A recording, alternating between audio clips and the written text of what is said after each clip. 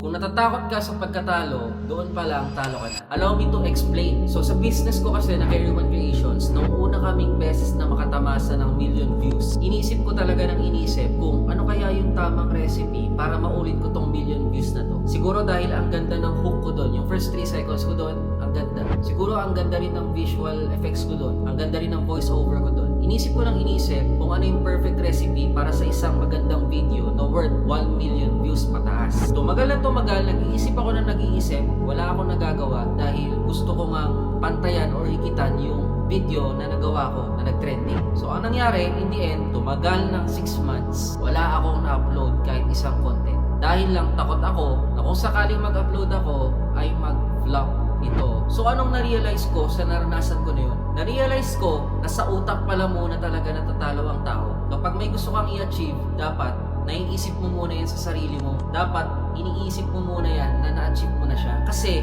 once na maisip mo na hindi mo kayang gawin ang isang bagay, hindi mo talaga siya kayang gawin sa reality. Ito muna ang magpapanalo sa'yo or magpapatalo.